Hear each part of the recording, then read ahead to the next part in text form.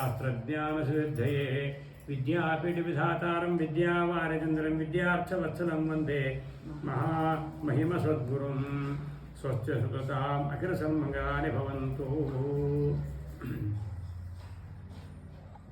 ಜೀವೋತ್ತಮರಾದ ವಾಯುದೇವರ ಅವತಾರರಾದಂತಹ ಹನುಮಂತ ದೇವರು ಶ್ರೀ ರಾಮಚಂದ್ರ ದೇವರ ಸೇವಾರೂಪವಾಗಿ ಮುಂದೆ ಆಗತಕ್ಕಂತಹ ರಾವಣಾದಿಗಳ ನಿಗ್ರಹ, ಅದಕ್ಕೆ ಏನೇನು ವಿಘ್ನಗಳು ಉಂಟಾಗಬೇಕು, ಮುಂದೆ ಯಾರಿಗೂ ಉಂಟಾಗಬಾರದು ಎನ್ನುವಂತಹ ಮಹತ್ತರ ಉದ್ದೇಶ ಇಟ್ಟುಕೊಂಡು ಆ ದೇವಮಾತೆ, ಆ ನಾಗಮಾತೆ ಸುರಸ ಅವಳಿಗೆ ಕೊಟ್ಟ ವರವನ್ನು ಸತ್ಯ ಮಾಡಿ, ಸಿಂಹಿಕೆ ಅವಳು ರಾಕ್ಷಸಿ, ತಾಮಸ ಬುದ್ಧಿ ಉಳ್ಳವಳಾದ್ದರಿಂದ ಅವಳನ್ನು ಸೀಳಿ ಸಂಹಾರ ಮಾಡಿ ಮುಂದೆ ಮಾರ್ಗ ಸುಲಭವಾಗಬೇಕು, ಎಲ್ಲರಿಗೂ ಕೂಡ ಯಾವುದೂ ತೊಂದರೆ ಆಗಬಾರದು ಅಂತೆನ್ನೋ ಉದ್ದೇಶಕ್ಕೋಸ್ಕರವಾಗಿ ಆ ತಾಮಸ ದುಷ್ಟೆಯಾದ ಲಂಕಾವನಾಯ ಅಂತ ಲಂಕಾಪಟ್ಟಣದ ರಕ್ಷಣೆಗಾಗಿಯೇ ಅವಳು ನೇಮಿತರಾಗಿದ್ದಂತೆ ಬ್ರಹ್ಮದೇವರ ವರದಿಂದ. ಹೀಗಿರುವುದರಿಂದ ಅವಳನ್ನು ನಿಗ್ರಹ ಮಾಡಬೇಕಾಯಿತು. ಅಂತಹ ನಿಗ್ರಹ ಮಾಡಿ ಮುಂದೆ ಯಾವುದೇ ತೊಂದರೆಗಳಾಗಬಾರದು, ಬಂದವರನ್ನೆಲ್ಲ ಅದು ಅದರ ನೆರಳನ್ನು ಹಿಡಿದು ಎಲ್ಲವನ್ನು ಸ್ವಾಹ ಮಾಡ್ತಾ ಇದ್ದರೆ ಮುಂದೆ ರಾಮಕಾರ್ಯ ಆಗುವುದು ಹೇಗೆ? ರಾವಣಾದಿಗಳ ನಿಗ್ರಹ, ಆ ಭೂಭಾರ ಹರಣ, ಅದೆಲ್ಲ ಯಾವುದೋ ಕಾರ್ಯ ಆಗ್ತಾ ಇರಲಿಲ್ಲ. ಎಲ್ಲ ಉದ್ದೇಶಕ್ಕೋಸ್ಕರವಾಗಿ ಅವರನ್ನು ಸಂಹಾರ ಮಾಡಲೇಬೇಕಾಯಿತು. ಹಿಂದೆ ಬಂತಲ್ಲ, ಸಂಪಾತಿ ತಾನೇ ಮೇಲಕ್ಕೆ ಹಾರಿ ಆ ಸೀತೆ ಇದ್ದ ಸ್ಥಳವನ್ನು, ಅಶೋಕವನ ಮತ್ತು ಶುಭ ವೃಕ್ಷ, ಯಲಂಕಾಪಟ್ಟಣ ಎಲ್ಲ ಹೇಳ್ತು.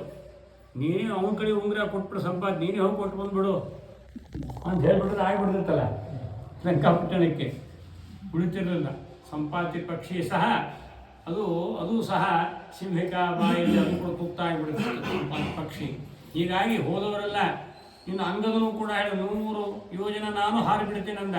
ಬರೀ ಅಷ್ಟಾಗೆ ಕರ್ತನ ಮಾಡಿದ್ರಂತೆ, ಎಲ್ಲರೂ ಚಪ್ಪಾಳೆ ತಟ್ಟಿದ್ರಂತೆ. 100 ಜನ ಹಾರ್ತಾರೆ, ವಾ ಖುಷಿ. ಅವನ ಮೇಲೆ ಯುವರಾಜ ಬೇರೆ, ಎಲ್ಲರೂ ಕುಡಿದು ಕುಪ್ಪಳಿಸಿದ್ರಂತೆ. ಆದರೆ ಮುಂದೆ ಬರುವುದು ಗ್ಯಾರಂಟಿ ಏನಿಲ್ಲೇ ಇಲ್ಲ. ಅವನನ್ನು ನುಂಗಿ ಹಾಕಿಬಿಡ್ತಿದ್ರು ಅವರು. ನೋಡ್ರಿ ಎಷ್ಟು ವಿಚಿತ್ರ. ಹೀಗಾಗಿ ರಾಮಕಾರ್ಯ ಸಾಧನೆ ಆಗಬೇಕಾದರೆ ಇದು ಹನುಮಂತ ದೇವರಿಂದ ಮಾತ್ರ ಸಾಧ್ಯವಾಗತ್ತೆ. ವಾಯುದೇವರು ಅವರು ಪ್ರಾಣಿಗಳ ಪ್ರಣೇತ, ಅದಕ್ಕಾಗಿ ಆ ಎಲ್ಲ ವಿಶ್ವಜನೀನ ವೃತ್ತಿ, ಎಲ್ಲ ಪ್ರಾಣಿಗಳಿಗೆ ಪ್ರಾಣೋದಾತ. ಆದ್ದರಿಂದ ಅವರಿಂದಲೇ ಈ ಕಾರ್ಯ ವಿಶೇಷವಾಗಿ ಆಗಬೇಕು, ಸಾಧನೆ ಆಗಬೇಕು. ಅಂತೆಯೇ ಆ ಲಕ್ಷಣ ಭಗವತ್ ಕಾರ್ಯ ಸಾಧಕ. ಭಗವತ್ ಕಾರ್ಯ ಸಾಧನೆ ಮಾಡುವಂತಹ ಏನೊಂದು ಲಕ್ಷಣ ಇದೆ, ಆ ವಿಶಿಷ್ಟವಾಗಿರತಕ್ಕಂತಹ ಆ ಧರ್ಮ, ಆ ಸೇವೆ ಅವರಿಂದಲೇ ಆಗಬೇಕು ಎನ್ನುವಂಥದ್ದು ದೇವರ ಸಂಕಲ್ಪ ಇದೆ. ಭಗವಂತನ ಸಂಕಲ್ಪ ಇರೋದರಿಂದ ಎಲ್ಲರೂ ಕೂಡ ತಮ್ಮ ತಮ್ಮ ಬಲ ಸಾಮರ್ಥ್ಯವನ್ನೆಲ್ಲರೂ ಹೆದರು. ಆದರೆ ಎಲ್ಲ ಇದು ಇತ್ತು ನೋಡ್ರಿ, ಸಿಂಹಿಕಾ ದೊಡ್ಡ ವಿಘ್ನ ಇತ್ತು. ಹೀಗಾಗಿ ಯಾರೂ ಕೂಡ ಆ ಒಂದು ಕಾರ್ಯವನ್ನು ಮಾಡಲಿಕ್ಕೆ ಸಮರ್ಥರಾಗಲಿಲ್ಲ ಅಂತನ್ನುವಂಥದ್ದು ಸಹ ಇದರಿಂದ ಈ ತತ್ವ ವೇದ್ಯವಾಗುತ್ತಾ ಇದೆ. ಅಲ್ಲಿಂದ ಹನುಮಂತ ದೇವರು ಲಂಬೇಶಲಂಬಶಕರೇ ನಿಪಪಾದಲಂಕಾಂ ಪ್ರಾಕಾರೋಪಗ ಗಿರಾವದ ಸಂಚುಗೋಚ ಲಂಬ ಪರ್ವತ, ಮಹೇಂದ್ರ ಪರ್ವತವನ್ನು ಅವರು ಅಲ್ಲಿಂದ ಹಾರಿದರು. ಅದನ್ನು ಕೂಡ ತಮ್ಮ ಪಾದದಿಂದ ಮೆಟ್ಟಿದಾಗ ಅದನ್ನು ತುಳಿದು ಮೇಲಕ್ಕೆ ಹಾರಿದಾಗ ಅದು ಎಷ್ಟೋ ಭಾಗ ಭೂಮಿಗಳು ಹೋಯ್ತಂತೆ. ಹಾಗೆ ಆ ನಮ್ಮ ಮಹೇಂದ್ರ ಪರ್ವತದಿಂದ ನೇರವಾಗಿ ಲಂಬ ಪರ್ವತ, ಅದಕ್ಕೆ ತ್ರಿಕೂಟ ಪರ್ವತ ಅಂತಾರೆ. ಲಂಬೇಹ ಲಂಬ ಶಿಖರೇ, ಲಂಬ ಅತಿ ಎತ್ತರ ಉನ್ನತವಾಗಿದ್ದ ಶಿಖರಗಳೆಲ್ಲ ಇತ್ತಂತೆ. ಅಂತಹ ಲಂಬ ಪರ್ವತ ಅಂತ ಹೇಳ್ತಾರೆ. ಲಂಬ ಅಂದರೆ ಆ ತ್ರಿಕೂಟ ಪರ್ವತ. ಆ ತ್ರಿಕೂಟ ಮಹೇಂದ್ರ ಪರ್ವತದಿಂದ ಆ ತ್ರಿಕೂಟ ಪರ್ವತಕ್ಕೆ ಬಂದು ಕೂಡಲೇನೆ ಅದರ ಮೇಲೆ ಯಾವಾಗ ಹೆಜ್ಜೆ ಇಡ್ತಾರೋ ಅದು ಕೂಡ ಭೂಮಿಗಳು ಹೋಯ್ತಂತ ನೋಡ್ರಿ. ತ್ರಿಕೂಟ ಪರ್ವತವೂ ಕೂಡ ಭೂಮಿಗಳು ಹೋಯಿತು.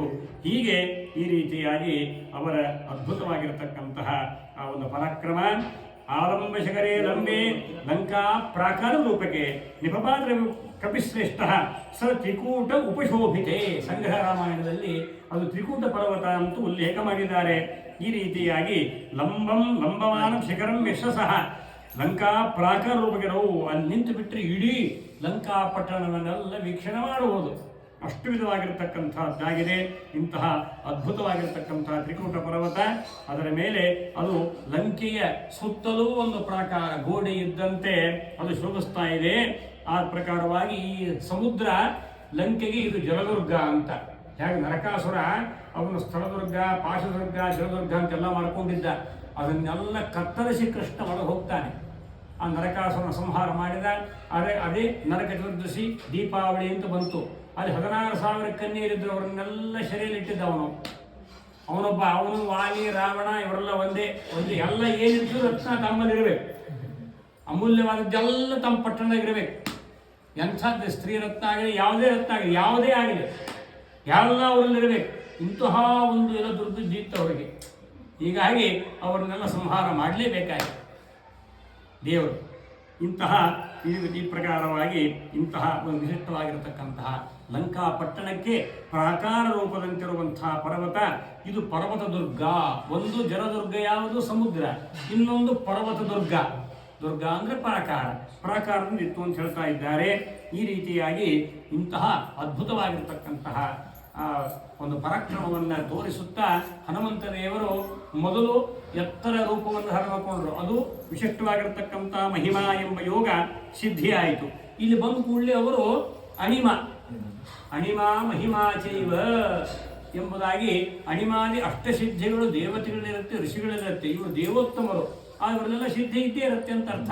ಹೀಗೆ ಅತ್ಯಂತ ಉನ್ನತ ಎತ್ತರ ರೂಪವನ್ನು ಧಾರಣ ಮಾಡಿಕೊಂಡಂತಹ ಹನುಮಂತ ದೇವರು ಈಗ ಅತಿ ಚಿಕ್ಕ ರೂಪವನ್ನು ತಾಳ್ತಾರೆ. ಭೂತ್ವಾ ಬಿಡಾರ ಸಮಿತೋ ನಿಶಿತಾಂಪುರಿಂಚ. ರಾತ್ರಿ ಕಾಲ ಸೂರ್ಯಾಸ್ತ ಆಗ್ತಾ ಇದೆ, ನಿಶಿ ಆ ಒಂದು ರಾತ್ರಿ ವಿಶೇಷ ಚಂದ್ರೋದಯವಾಗಬೇಕಲ್ಲ, ಬೆಳದಿಂಗಳು ಆ ಚಂದ್ರ ತಾನು ವಿಶೇಷವಾಗಿ ಬರ್ತಾ ಇದ್ದಾನೆ. ಆಗಲೇ ನಿಶಿತಾಂಪುರಿಂಚ ರಾತ್ರಿ ಕಾಲದಲ್ಲಿಯೇ ಹನುಮಂತ ದೇವರು ಅಲ್ಲಿ ಒಳಗಡೆ ಬಂದಿದ್ದಾರೆ.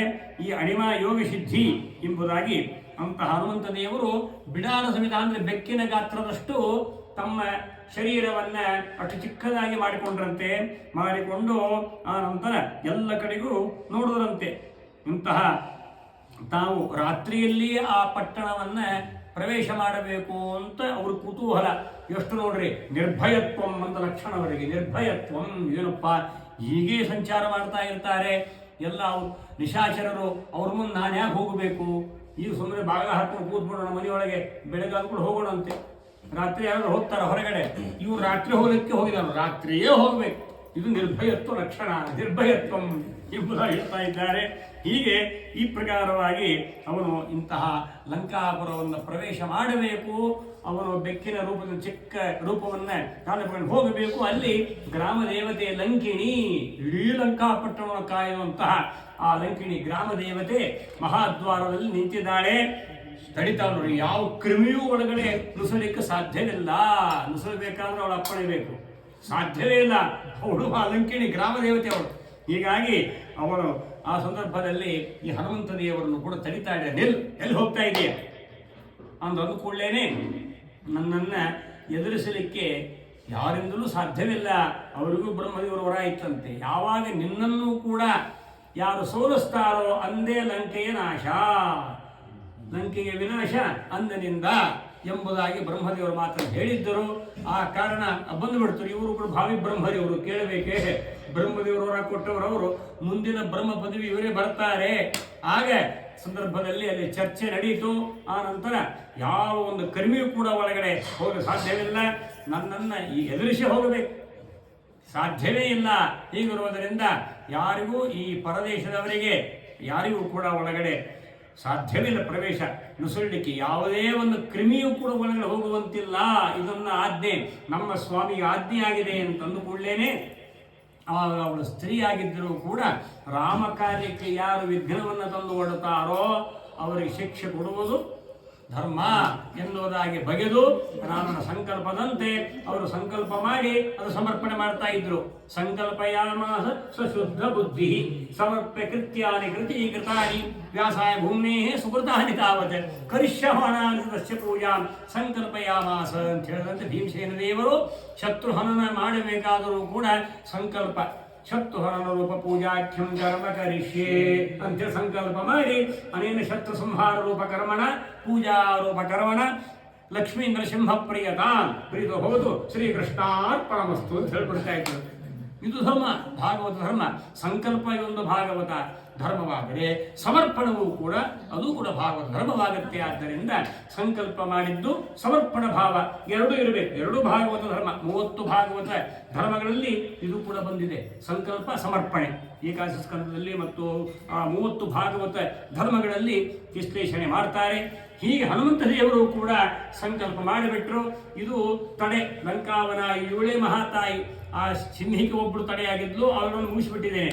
ಇನ್ನು ಮೇಲೆ 7 ಒಬ್ಬಳು ಒಳಗಡೆ ನುಸುಳದಂತೆ ಎಲ್ಲರನ್ನೂ ಎಲ್ಲ ನಮ್ಮ ಕಪಿ ಸೇನೆಯನ್ನು ನುಂಗಿ ಹಾಕಿಬಿಟ್ರೆ ಮುಂದಿನ ಆ ಒಂದು ಕಾರ್ಯ ಆಗುವುದಿಲ್ಲ.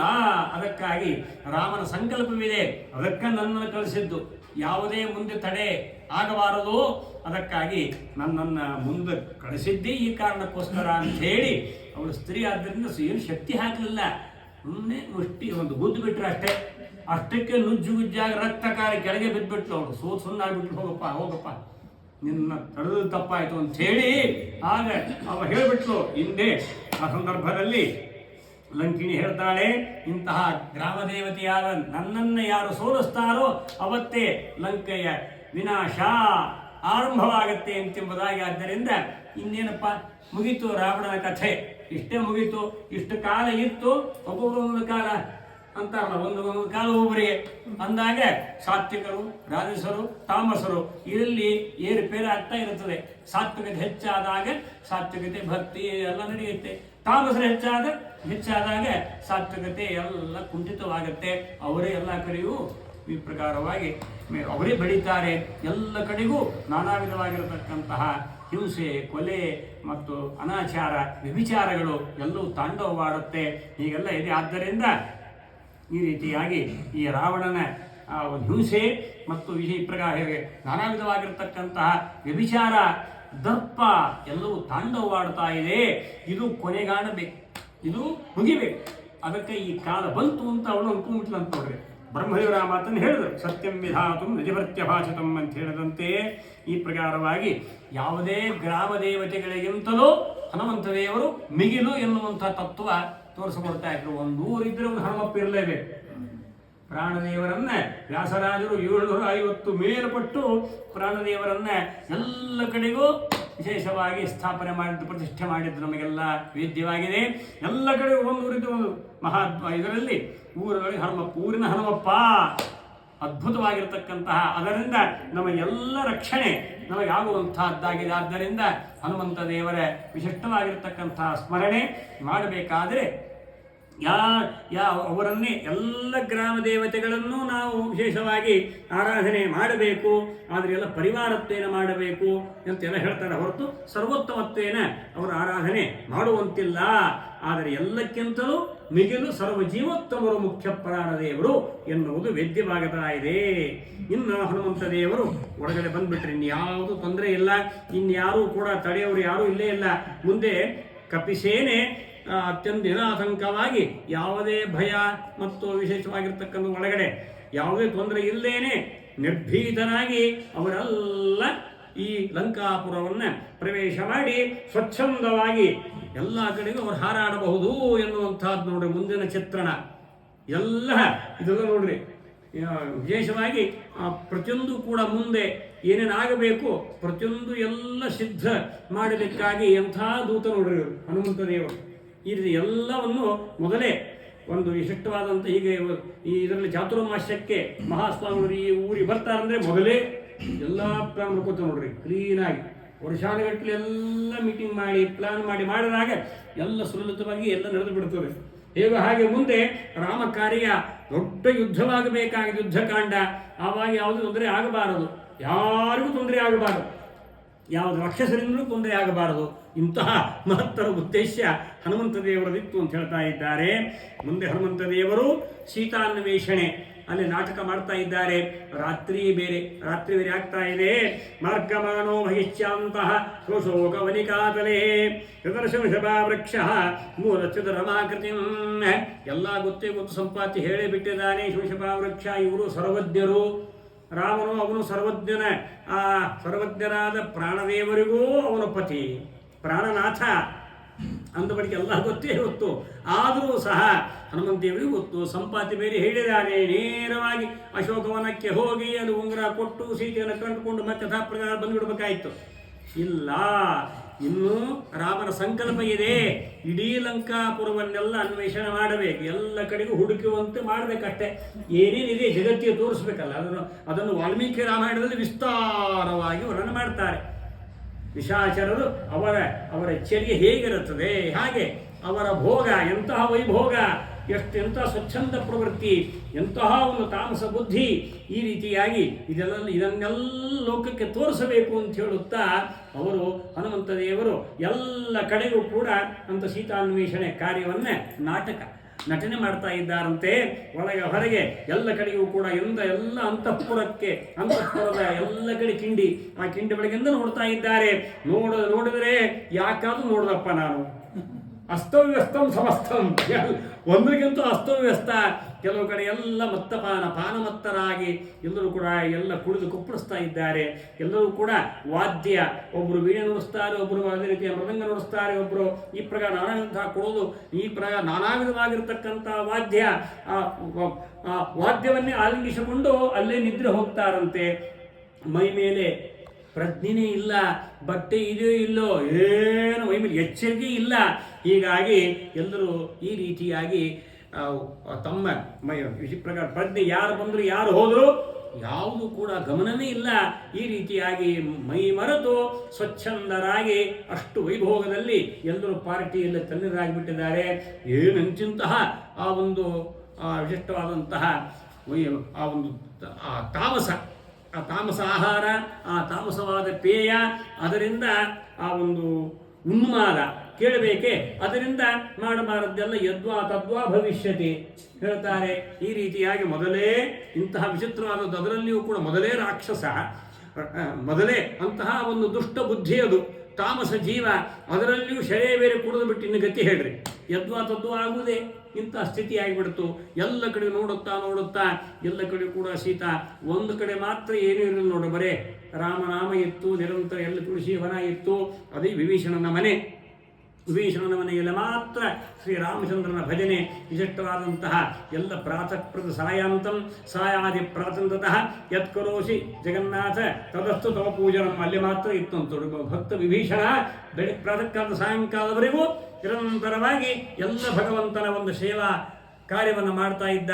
ಸಾಯಂಕಾಲ ಶಯನೋತ್ಸವ, ಸಾಯಂಕಾಲ ಎಲ್ಲ ವಿಧಂತಹ ಸ್ನಾನವನ್ನು ಮಾಡಿ ಮತ್ತೆ ಯಥಾಪ್ರಕಾರವಾಗಿ ದೇವದಾರ್ಚನೆಯನ್ನು ಮಾಡ್ತಾ ಇದ್ದ, ಭಗವನ್ನಾಮ ಸಂಕೀರ್ತನ ಮಾಡ್ತಾ ಇದ್ದ. ಅಬ್ಬಾ, ಇಂತಹ ಲಂಕಾಪುರದಲ್ಲಿಯೂ ಕೂಡ ಒಂದು ಗುಣ ಇದೆಯಲ್ಲ ಅಂತ.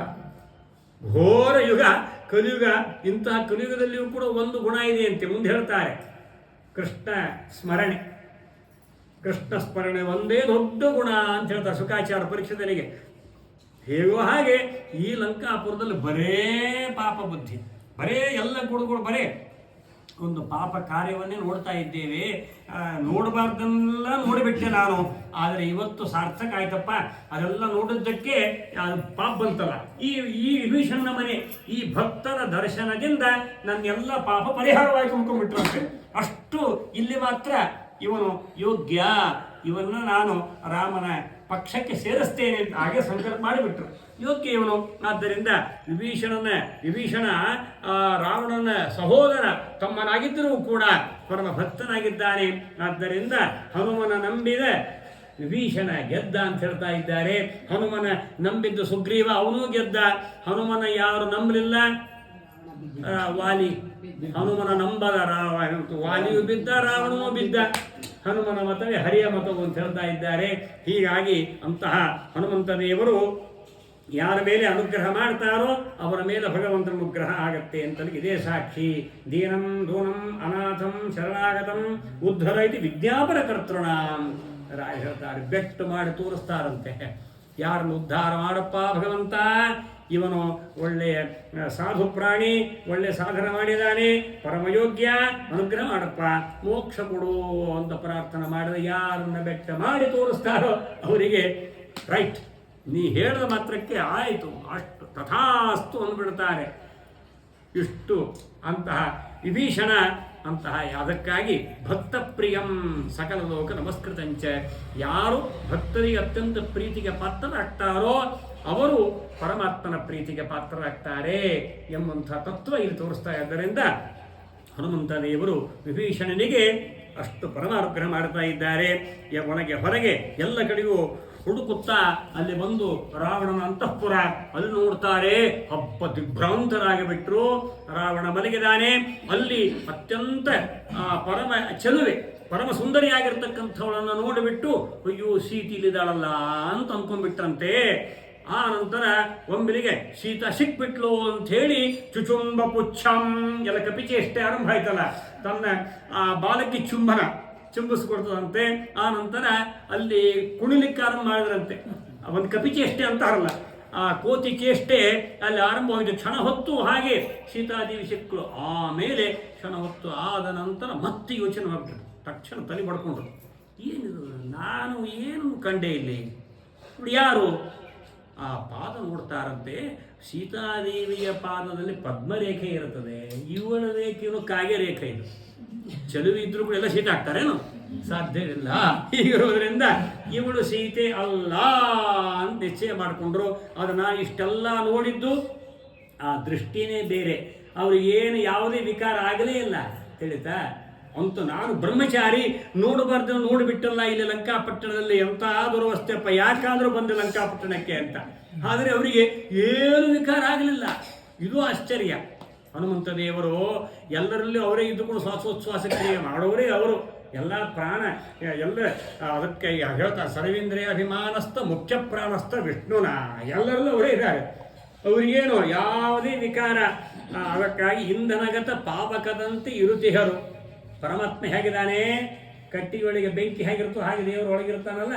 ದೇವರು ಪ್ರಾಣಿಗಳು ನಮ್ಮೊಳಗೆ ಎಲ್ಲರಲ್ಲೂ ಇದ್ದೇ ಇದ್ದಾರೆ. ಸಾತ್ವಿಕರಲ್ಲೂ ಇದ್ದಾರೆ, ರಾಜರಲ್ಲೂ ಇದ್ದಾರೆ, ತಾಮಸರಲ್ಲೂ ಇದ್ದಾರೆ. ಅವರವರ ಯೋಗ್ಯ ತಕ್ಕಂತೆ ತತ್ವಜ್ಞಾನ ಮುಕ್ತಿಭಾಜ ಸುಖಯಶಿ ಗುರು ಯೋಗ್ಯತಾ ತಾರತಮ್ಯ ದಾದಚ್ಛೇ ಮಿಶ್ರ ಬುದ್ಧಿಂ ಸ್ತ್ರೀದೇವ ನೆರೆಯು ಗೋಚರಾನ್ ನಿತ್ಯಬದ್ಧಾನ್ ತಾಮಿಶ್ರಾಂ ದಾದಿಕಾಖ್ಯೆ. ಅಲ್ಲಿ ಬಂತು ಸಾತ್ವಿಕರು, ರಾಜಸರು, ತಾಮಸರು ಎಲ್ಲರನ್ನೂ ಅವರವರ ಯೋಗ್ಯತೆ ತಕ್ಕಂತೆ ಪ್ರೇರಣೆ ಕೊಡುವವರೇ ಮುಖ್ಯ ಪ್ರಾಣದೇವರು. ಅಂದವಳಿಗೆ ಎಲ್ಲ ಕಡೆಗೂ ಒಳಗು ಹೊರಗು ಸರ್ವತ್ರ ವ್ಯಾಪ್ತರೇ ಅವರು. ಹೀಗಿರುವುದರಿಂದ ಪರಮಾತ್ಮನ ಆಜ್ಞೆಯಂತೆ ಅವರೆಲ್ಲ ಕಡೆಗೂ ವ್ಯಾಪಿಸಿದರಾದ್ದರಿಂದ ಅವರಿಗೆ ಯಾವುದೇ ಅಂದರೆ ಯಥಾ ಆಕಾಶಸಿತೋ ನಿತ್ಯಂ ವಾಯು ಸರ್ವತ್ರ ಗೋಮಹಾನ್ ಅಂತ ಪ್ರಮಾಣ ಕೊಡ್ತಾರೆ. ಆಕಾಶದಿಂದ ಹೊರಡುವಂತಹ ಗಾಳಿ ಎಲ್ಲ ಕಡೆಗೂ ಪಸರಿಸತ್ತೆ. ಸುಗಂಧದ ಮೇಲೂ ಹರಿಯತ್ತೆ, ದುರ್ಗಂಧದ ಮೇಲೂ ಹರಿಯತ್ತೆ. ಆ ಸುಗಂಧ ದುರ್ಗಂಧದ ಲೇಪ ಗಾಳಿಗೆ ಉಂಟ? ಕ್ವಶನ್ ಹಾಕು. ಯಾವುದೇ ಲೇಪ, ಯಾವುದೇ ವಿಕಾರ, ಕಾಮ ವಿಕಾರ ಯಾವುದು ಮನಸ್ಸಿಗೂ ಅಂಟಲಿಲ್ಲಂಥವರಿಗೆ. ಹೀಗಾಗಿ ಏನು ಕಂಡದ್ದು ಕೂಡ ಯಾವುದೇ ಇದಾಗಿರತಕ್ಕಂತಹ ವಿಕಾರ ಆಗಲಿಲ್ಲ. ಆದರೆ ದೇವರಲ್ಲಿ ಪ್ರಾರ್ಥನೆ ಮಾಡಿದರು. ಇವರೆಲ್ಲ ಅವರು ಮಾಡಿದಂತೆ ಇವರೆಲ್ಲ ತಾಮಸ ಬುದ್ಧಿ ಆದ್ದರಿಂದ ಅವರವರು ಯೋಗ್ಯ ತಕ್ಕಂಥ ಅವರು ಕರ್ಮ ಮಾಡ್ತಾ ಇದ್ದಾರೆ ಅಷ್ಟೇ. ಅವರಿಗೆ ಆಯಾ ಏನೇನು ಅವರವರ ಕರ್ಮಕ್ಕೆ ಅವರು ಆಗತಕ್ಕಂಥ ಫಲವನ್ನು ಅವರೇ ಭೋಗಿಸಬೇಕು ಎನ್ನುವಂಥ ತತ್ವ ಇದೆ. ಆದ್ದರಿಂದ ನಾವು ಮಾಡಿದ ಕರ್ಮ ಬಲವಂತವಾದರೆ ನೀ ಮಾಡುವುದರ ದೇವ ಅಂತ ಹೇಳಿದಂತೆ ಇದೆಲ್ಲ ಭಗವಂತನ ಲೀಲೆ ಎಂಬುದಾಗಿ ಹೇಳಿ ಅದನ್ನು ಮುಂದಕ್ಕೆ ವಿಶೇಷವಾಗಿ ಹಾಗೆಯೇ ಮುಂದೆ ಹೋಗ್ತಾ ಇದ್ದಾರೆ. ಆದ್ದರಿಂದ ಅಷ್ಟು ಹೋಗಿ ಹನುಮಂತ ದೇವರು ಇಷ್ಟೆಲ್ಲ ಅಂತಃಪುರ ಒಳಗೆ ಹೊರಗೆ ಎಲ್ಲ ಕಡೆಗೂ ಅದನ್ನೆಲ್ಲ ನೋಡುತ್ತಾ ಅದನ್ನೆಲ್ಲ ಲೋಕದಲ್ಲಿ ಅದನ್ನು ತೋರಿಸಿಕೊಟ್ರು. ಲಂಕಾಪಟ್ಟಣ ಹೇಗಿತ್ತು? ಅದು ಭೋಗಭೂಮಿ, ಕರ್ಮಭೂಮಿ ಅಲ್ಲ. ಅಲ್ಲಿಯೂ ಒಬ್ಬ ಕರ್ಮ ಮಾಡುವನಿದ್ದ, ಸತ್ಕರ್ಮ ಮಾಡುವನಿದ್ದ ವಿಭೀಷಣ. ಅದರಿಂದ ಒಂದು ಕಳೆ ಅಂತ. ಹೀಗಾಗಿ ಈ ರೀತಿಯಾಗಿ ಕೇವಲ ಭೋಗವೇ ಇಲ್ಲಿ, ಭೋಗಪ್ರಧಾನ ಇಲ್ಲಿ ಲಂಕಾ. ಇಲ್ಲಿ ಕರ್ಮ ದೇವರ ಸ್ಮರಣೆ, ದೇವರ ಚಿಂತನ, ಭಜನೆ, ನಾಮ ಸಂಕೀರ್ತನ, ಸಾಧನೆ ಎಲ್ಲ ಶೂನ್ಯ. ಹೀಗಾಗಿ ಇದು ಅಧೋಗತಿ ಅಷ್ಟೇ, ಇನ್ನೇನಿಲ್ಲೇ ಇಲ್ಲ. ಪುಷ್ಪಕ ವಿಮಾನ ಅದು ಅಣ್ಣನಿಗೆ ಹೆದರಿಸಿ ಬೆದರಿಸಿ ಕುಬೇರನ ಪುಷ್ಪಕ ವಿಮಾನವನ್ನು ಕೂಡ ಇವನು ಅಪಹಾರ ಮಾಡಿದ್ದ. ಅದು ತನ್ನಲ್ಲೇ ಇರಬೇಕು. ಅಲ್ಲಿಯೂ ಹುಡುಕಿದ ಸೀತಾದೇವಿಯನ್ನು ಬಿಡಲಿಲ್ಲ. ಅದನ್ನು ರಾಮಾಯಣದಲ್ಲಿ ವರ್ಣನೆ ಮಾಡ್ತಾ ಇದ್ದಾರೆ. ಹೀಗೆ ಎಲ್ಲ ಕಡೆಗೂ ಹುಡುಕಿ ಸ್ಥಳವೇ ಒಂದೂ ಬಿಡಲಿಲ್ಲ ಹನುಮಂತ ದೇವರು. ಇಡೀ ಲಂಕಾಪಟ್ಟಣವನ್ನು ನೋಡಿಬಿಟ್ರು ಮುಂದೆ ಅದನ್ನೆಲ್ಲ ಸುಡಬೇಕಾಗಿದೆಲ್ಲ. ಹೀಗಾಗಿ ಮೊದಲೇ ಎಲ್ಲ ಕಡೆಗೂ ವೀಕ್ಷಣೆ ಮಾಡಿ ಯಾವ ರೀತಿಯಾಗಿದೆ, ಎಲ್ಲೆಲ್ಲಿ ಯಾರಿದ್ದಾರೆ, ಯಾವ ಭಕ್ತರಿದ್ದಾರೆ, ಯಾರ್ಯಾರದು ವಿಶೇಷ ಅಭಕ್ತರಿದ್ದಾರೆ, ಅಜ್ಞಾನಿಗಳು, ಪರಮ ಮಹಾಮಹಾ ನಾಸ್ತಿಕರು, ಭಗವದ್ವೇಷಗಳು ಇದ್ದಾರೆ, ಯಾರಿಗೆ ರಕ್ಷಣೆ ಮಾಡಬೇಕು, ಯಾರನ್ನು ಶಿಕ್ಷಿಸಬೇಕು, ಇದು ಅವ್ರಿಗೆ ಗೊತ್ತು. ಅದಕ್ಕಾಗಿ ಆ ಒಂದು ರಕ್ಷಣೆ ಮತ್ತು ಶಿಕ್ಷೆ ಅದೆಲ್ಲ ಗಮನಿಸಬೇಕಲ್ಲ. ಇಷ್ಟೆಲ್ಲ ಉದ್ದೇಶಕ್ಕೋಸ್ಕರವಾಗಿ ಹುಡುಕಿದ್ರು ಅಂತ ಅರ್ಥ. ಸರ್ವಜ್ಞರಾದರೂ ಕೂಡ ಶಿಷ್ಟ ರಕ್ಷಣೆ, ದುಷ್ಟರ ಶಿಕ್ಷಣೆ. ದುಷ್ಟರಿಗೆ ಶಿಕ್ಷೆ ಕೊಡಬೇಕು, ಶಿಷ್ಟರಿಗೆ ರಕ್ಷಣೆ ಮಾಡಬೇಕು ಎನ್ನುವುದೇ ಭಗವತ್ ತತ್ವ. ಆ ಸಂಕಲ್ಪದಂತೆ ಅವರು ಮುನ್ನಡೆದರು ಅಂತ ಅರ್ಥ. ಹೀಗೆ ಆ ಪ್ರಕಾರ ಹೋಗುತ್ತಾ ಅಲ್ಲಿಂದ ಒಳಗೆ ಬಂದು ಅಶೋಕವನ ರಾವಣನಿಗೆ ಅತ್ಯಂತ ಪ್ರಿಯವಾಗಿರತಕ್ಕಂಥ ಅವನ ಅಶೋಕವನ. ತನಗಾಗಿ ನಿರ್ಮಾಣ ಮಾಡುವ ಅಶೋಕವನದ ವರ್ಣನೆ ರಾಮಾಯಣದಲ್ಲಿ ಮಾಡ್ತಾರೋ ಏನು ಎಂತಿಂತಹ ಅದು ಪ್ರತಿ ಸ್ವರ್ಗವೇ. ಒಂದೇ ಮಾತಲ್ಲಿ ಪ್ರತಿ ಸ್ವರ್ಗವಿದ್ದಂತೆ ಎಲ್ಲ ಇತ್ತಂತೆ ಅಶೋಕವನದಲ್ಲಿ. ಇಂತಹ ಅಶೋಕ ವನದಲ್ಲಿ ಅಂತ ಸೀತಾಕೃತಿಯನ್ನು ತಂದಿಟ್ಟಿದ್ದ. ಆವಾಗ ಇಂತಹ ವಿಶಿಷ್ಟವಾದಂಥ ಅಶೋಕವನ ಪ್ರವೇಶ ಮಾಡ್ತಾ ಇದ್ದಾರೆ. ನೋಡಿ ಅಲ್ಲಿ ವಿಸ್ತಾರವಾಗಿರ್ತಕ್ಕಂತಹ ಶೂಷಪ ವೃಕ್ಷ, ಆ ಒಂದು ಮರವನ್ನು ಹತ್ತಿ ಅಡಗಿ ಆ ವೃಕ್ಷದಲ್ಲಿಯೇ ಕುಳಿತು ಬಿಟ್ಟರು. ಯಾಕಂದರೆ ನೇರವಾಗಿ ಹೋಗಿಬಿಟ್ರೆ ಸುತ್ತಲೂ ರಾಕ್ಷಸರು, ಕಾವಲುಗಾರರಿದ್ದಾರೆ. ರಾಕ್ಷಸರೆಲ್ಲ ಹೆದರಿಸ್ತಾ ಇದ್ದಾರೆ ಸೀತಾಕೃತಿಯನ್ನ. ಸೀತಾದೇವಿ ನಾನಾ ರೀತಿಯಾಗಿ ಭರ್ಚನೆ ಮಾಡ್ತಾ ಇದ್ದಾರೆ. ಸೀತಾಕೃತಿಯನ್ನ ಹೆದರಿಸಿ ಬೆದರಿಸಿ ನಾನಾ ಯಾತನೆ, ಕೂಗಾಟ, ಚೀರಾಟ ಆಗಬದ್ದೆಲ್ಲ ನಡೀತಾ ಇದೆ. ಹೀಗಾಗಿ ಅವ್ರದ್ದು ಎಲ್ಲ ವ್ಯಾಪಾರ ರಾತ್ರಿ ಇವರು ಮಲ್ಕೋಬೇಕು ಅಂದರೆ ಅವ್ರ ಎಚ್ಚರ. ಹೀಗಾಗಿ ಹಗಲೊತ್ತು ಮಲಗುವಂಗಿಲ್ಲ. ಇಂಥ ಪರಿಸ್ಥಿತಿ ನೋಡ್ರಿ. ಆ ಹಗಲು ಇದ್ದರೆ ರಾತ್ರಿ ನಿದ್ದೆ ಇಲ್ಲ. ಇವರು ಹಗಲೆಲ್ಲ ಮಲಗಿರ್ತಾವು, ರಾತ್ರಿ ಎದ್ದು ಕೂಡ್ತಾರೆ ನಿಶಾಚರರು. ಹೀಗಾಗಿ ಅವಳು ಪಾಪ ಸೀತಾದೇವಿಗೆ ಅಲ್ಲಿದ್ದು ಏನು ಸುಖ ಇಲ್ಲ. ಅಶೋಕವನದಲ್ಲೂ ಕೂಡ ಶೋಕ ತಪ್ತದೆ ಅವಳು. ಅಂದರೆ ನಟನೆ ಮಾತ್ರ ಅಷ್ಟೇನೆ, ಸೀತಾಕೃತಿ ಅದು, ನಿಜವಾದ ಸೀತೆ ಅಲ್ಲ. ಮತ್ತೆ ಹೀಗೆ ಆದರೂ ಕೂಡ ನಾನು ನೇರವಾಗಿ ಹೋಗಿಬಿಟ್ರೆ ಮತ್ತೆ ಅವಳಿಗೆ ಸಂದೇಹ ಬರ್ತದೆ. ಈ ರಾವಣನು ಮಾಯಾವಿ, ಯಾವುದೇ ರೂಪದಿಂದ ಬರ್ತಾನೆ. ರಾಮನಾಗೂ ಬಂದಿದ್ದ. ಇನ್ನು ನೋಡಿ ಅವನು ಸಾಧು ವೇಷದಿಂದ ಬಂದು ಸೀತಾಕೃತಿಯನ್ನು ಕತ್ಕೊಂಡು ಬಂದ.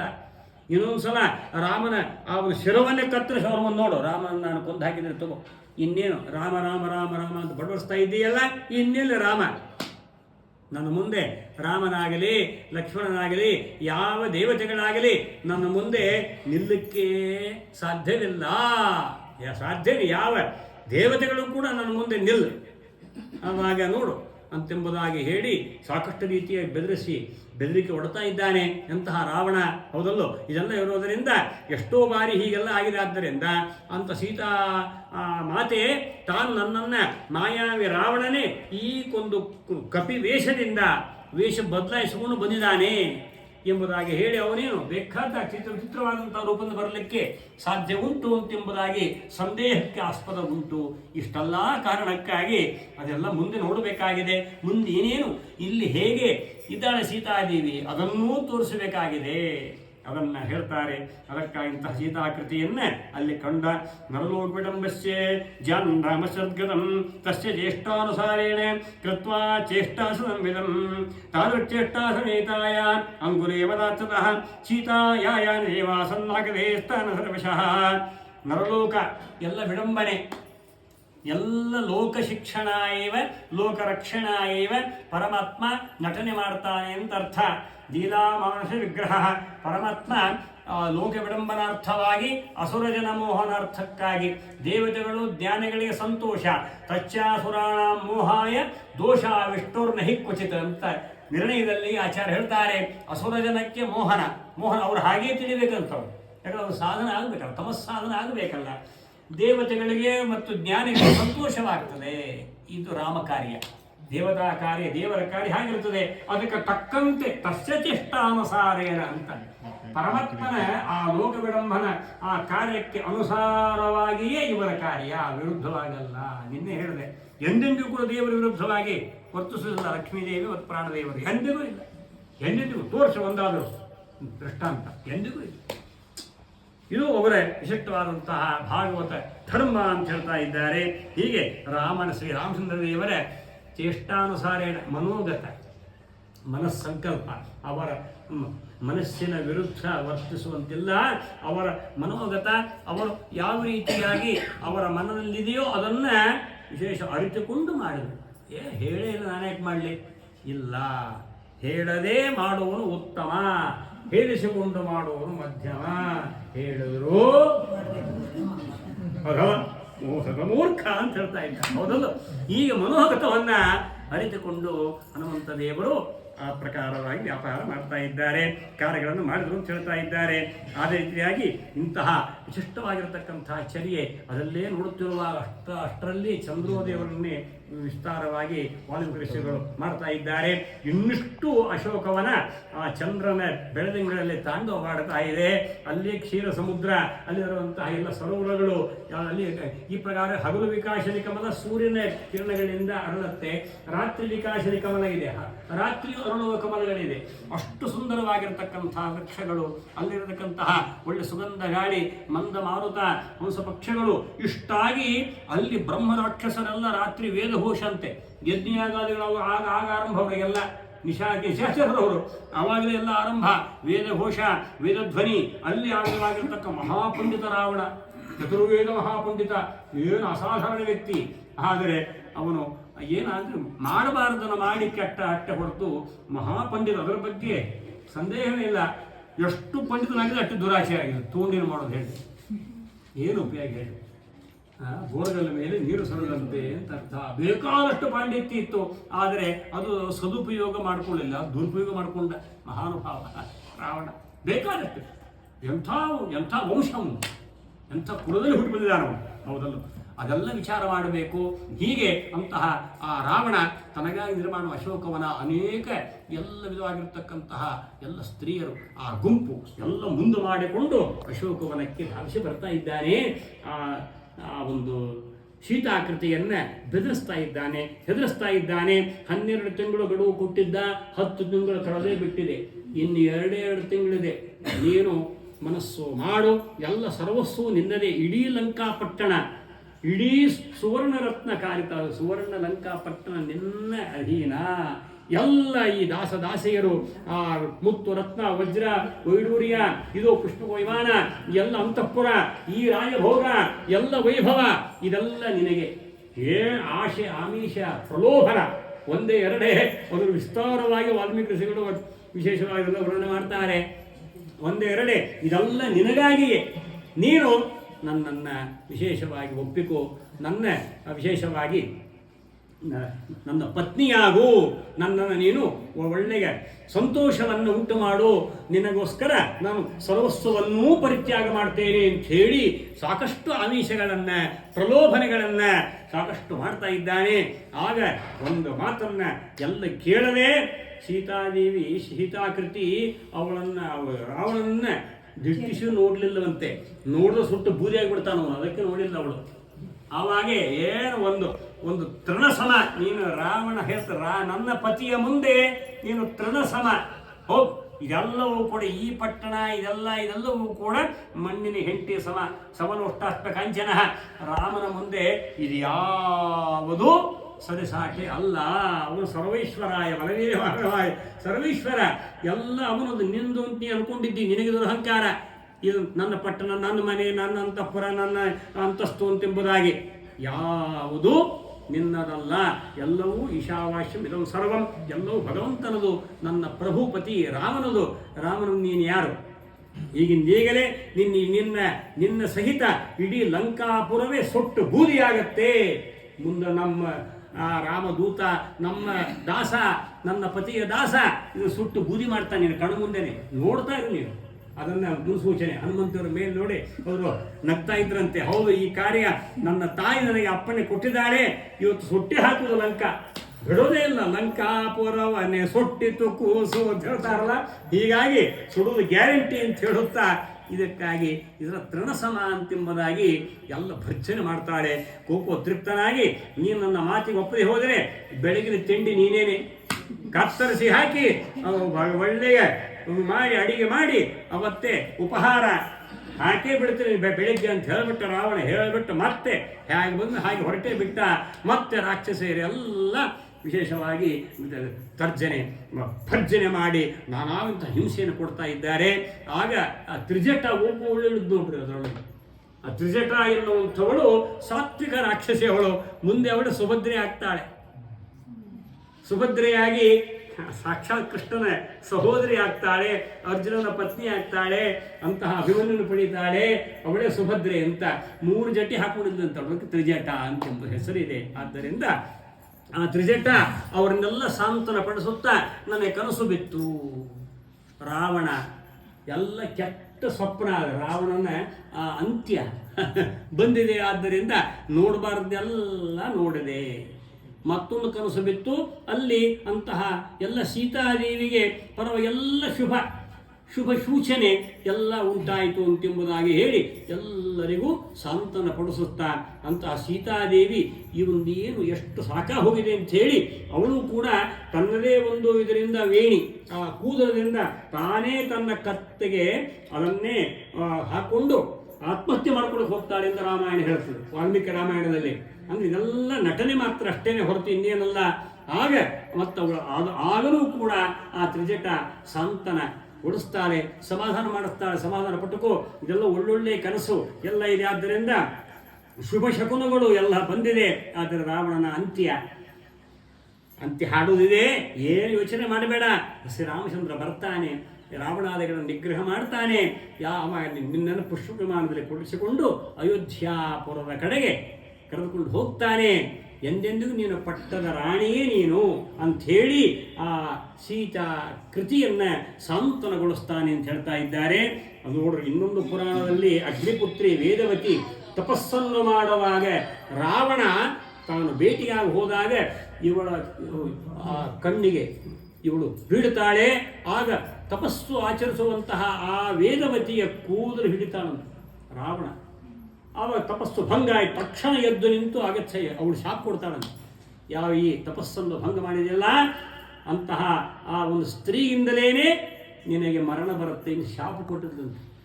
ಅವಳೇ ವೇದವತಿ. ಈಗ ವೇದವತಿ ಅಗ್ನಿಪುತ್ರಿ. ಆ ರಾವಣ ಆ ಸೀತಾಕೃತಿಯನ್ನು ಕದ್ದೊಯ್ಯುವಾಗ ಅಗ್ನಿದೇವರು ಮಧ್ಯದಲ್ಲಿ ಪ್ರವೇಶ ಮಾಡಿ, ಅಗ್ನಿದೇವರು ಅಂದರೆ ರಾವಣನಿಗೆ ಗುರು ಅಂತೇವೆ, ಬಹಳ ಅವನ ಮೇಲೆ ವಿಶ್ವಾಸ. ನೀನು ಹೋಗಿ ಸೀತೆಯಿಂದ ಭ್ರಮಿಸಿದ್ದೀಯಪ್ಪ, ಇವು ನಿಜವಾದ ಸೀತೆ ಅಲ್ಲ, ಇರೋ ಸೀತೆ ಅಂತ ಹೇಳಿ ತನ್ನ ಮಗಳನ್ನೇ ಸೀತೆ ಅಂತ ಹೇಳಿದ ಅಂತೂ ಮತ್ತೊಂದು ಪುರಾಣದಲ್ಲಿ ಇಷ್ಟು ಉಲ್ಲೇಖ ಬರ್ತದೆ. ಅಂದರೆ ಇದು ಶಾಪ ಹಿಂದಿತ್ತು ರಾವಣನಿಗೆ. ಶಾಪ ಇದು ಕೂಡ ಇತ್ತು. ಹ್ಯಾಕೆ ಕಾಣುತ್ತೆ ನೋಡ್ರಿ ಶಾಪಗಳು, ಅದಕ್ಕೆಲ್ಲ ಕಾರಣಗಳು ಹ್ಯಾಕೆ ಕೊಡ್ತದೆ. ಅದು ಅನೇಕ ಪುರಾಣಗಳ ಎಲ್ಲ ಒಂದು ಅಧ್ಯಯನ ಅತ್ಯಂತ ಅವಶ್ಯಕ. ಹೀಗಾಗಿ ಬೇರೆ ಎಲ್ಲ ಪುರಾಣಗಳಲ್ಲಿ ಇದೆಲ್ಲ ಉಲ್ಲೇಖ ಬರ್ತದೆ. ಅದನ್ನೆಲ್ಲ ಒಂದಕ್ಕೊಂದು ಲಿಂಕ್ ಇದೆ. ಹೀಗಿರೋದರಿಂದ ಆ ವೇದವತಿ ಅವಳೇ ಮುಂದೆ ರುಕ್ಮಿಣಿ ಆಗ್ತಾಳಂತೆ. ರುಕ್ಮಿಣಿ ವೇದವತಿ, ಅದನ್ನೇ ದಾಸರು ಹೇಳ್ತಾರೆ. ಶ್ರೀಧರ ದುರ್ಗಾ ಅಂಬ್ರಿಣಿ ನಿತ್ಯ ಕಲ್ಯಾಣಿ ವೇದವತಿಯೇ ರುಕ್ಮಿಣಿ. ಶ್ರೀಧರ ದುರ್ಗಾ ಅಂಬ್ರಿಣಿ ನಿತ್ಯ ಕಲ್ಯಾಣಿ ವೇದವತಿಯ ರುಕ್ಮಿಣಿ. ವೇದಾಂತದಭಿಮಾನಿ ವಾರಿ ಜಪಾಣಿ ಆದಿ ಮಧ್ಯಾಂತ ಗುಣಶ್ರೇಣಿ. ಸಾಧು ಜನರ ಹೃದಯಾಬ್ಜ ವಿರಾಜಿತೆ ಖೇದ ವಿಧಿಪ ಕಾಮಕ್ರೋಧಗಳೋಡಿಸಿ ನಿದಯದಲ್ಲಿ ತವ ಪಾದ ಧ್ಯಾನ ಕೊಡು ಎಂಬುದಾಗಿ ವಿಜಯದಾಸರು ಸ್ತೋತ್ರ ಮಾಡ್ತಾರೆ. ಹೀಗೆ ಕ್ಷೀರವಾರಿಧಿ ಕನ್ನಿಕೆ ಮಾರ ಜನಕೆ ಈರೇಳು ಲೋಕ ನಾಯಿಕೆ. ಕ್ಷೀರವಾರಿಧಿ ಕನ್ನಿಕೆ ವಾರಕ್ಕೆ ನಿನ್ನಾರಾಧಿಪುದಕ್ಕೆ ಚಾರು ಮನಸ್ಸು ಕೊಡು ದೂರ ನೋಡದಳೆ ಕ್ಷೀರವಾರಿಧಿ ಕನ್ನಿಕೆ. ನಾವು ಬೇಕಾದ್ದೇನು ಶ್ರೀಧರ ದುರ್ಗಾ ಅಂಬ್ರಿಣಿ ಎಲ್ಲ ಲಕ್ಷ್ಮೀ ರೂಪಗಳು. ನಿತ್ಯ ಕಲ್ಯಾಣಿ ಅವಳೇ ವೇದವತಿಯೇ ರುಕ್ಮಿಣಿ. ಆ ವೇದವತಿಯೇ ರುಕ್ಮಿಣಿ ಆಗ್ತಾಳಂತೆ ಮುಂದೆ. ಅಂದರೆ ಈ ರೀತಿಯಾಗಿ ಅಂತಹ ವೇದವತಿ ಅವಳು ಮುಂದೆ ರುಕ್ಮಿಣಿ, ಅವಳೇ ರುಕ್ಮಿಣಿಯ ಲಕ್ಷ್ಮಿಯ ಅಂಶ ಕೃಷ್ಣನ ಕೈ ಹಿಡಿತಾಳೆ. ಇಷ್ಟೆಲ್ಲ ಲಕ್ಷಣವಿದೆ. ಆದ್ದರಿಂದ ಇಂತೆಲ್ಲ ಹಿನ್ನೆಲೆ ಇರುವುದರಿಂದ ಇಷ್ಟೆಲ್ಲ ರೀತಿಯಾಗಿ ಆ ತ್ರಿಜಟೆ ತಾನು ಅಂತ ಸೀತಾದೇವಿಗೆ ಸಾಂತ್ವನವನ್ನು ಹೇಳುತ್ತಾ ಇಷ್ಟೆಲ್ಲ ಹೇಳಿದ ಕೂಡಲೇ ಇಷ್ಟೆಲ್ಲ ಆಗೋಯಿತು. ಎಲ್ಲರೂ ನಿದ್ರೆ ಹೋಗಿದ್ದಾರೆ. ಮತ್ತು ಎಲ್ಲ ಅವರು ಬುದ್ಧಿ ಪಾಪ ಪಾನಮುತ್ತನ ಹಾಗೆ ಸುತ್ತಲೂ ಕವಿದ ವಾತಾವರಣ. ಯಾರು ಬಂದ್ರೆ ಯಾರು ಹೋದ್ರು ಏನು ಮೈ ಮೇಲೆ ಪರಿವೇ ಇಲ್ಲ. ಇದೇ ಸಂದರ್ಭ ಅಂಥೇಳಿ ಮೇಲಿಂದ ಹನುಮಂತ ದೇವರು ರಾಮ ಕಾರ್ಯ ಸಾಧಕರಾಗಿ ಸೀತಾಕೃತಿಯ ಮುಂದೆ ತಾವು ಬಂದು ಬಾಯಿ ನಮಸ್ಕಾರ ಮಾಡ್ತಾರೆ. ಯಾರು ನೀನು? ಮತ್ತೆ ಮಾಯಾವಿ ಮತ್ತು ರಾವಣನೇ ಬಂದೇನು ಅಂತ ಸೀತಾದೇವಿಗೆ. ಎಲ್ಲ ನಾನು ಅಭಯದೂತಮಾಗತಂ, ನಾನು ದಾಸೋಹಂ ಕೌಸಲೇಂದ್ರಸ್ಯ, ಶ್ರೀರಾಮಚಂದ್ರನ ದಾಸಾನುದಾಸ ಅಂಥೇಳಿ. ಹಾಗಾದರೆ ರಾಮನ ದಾಸನಾದರೆ ರಾಮನ ಲಕ್ಷಣ ಏನು, ರಾಮನ ಗುಣಗಳೇನು ಅಂತ ಹೇಳ್ತಾರೆ. ರಾಮ ವಿಗ್ರಹವಾನ್ ರಾಮ, ಅದೇ ರೀತಿ ಸತ್ಯ ಸಂಪನ್ನ, ಅತುಲ ಪರಾಕ್ರಮಿ, ಅಷ್ಟೆಲ್ಲ ವಿಶಿಷ್ಟವಾಗಿರ್ತಕ್ಕಂತಹ ಆ ರಾಮಾವತಾರ ಹೇಳಿಕೊಂಡು ಪ್ರತಿಯೊಂದು ಹೇಳ್ತಾರೆ.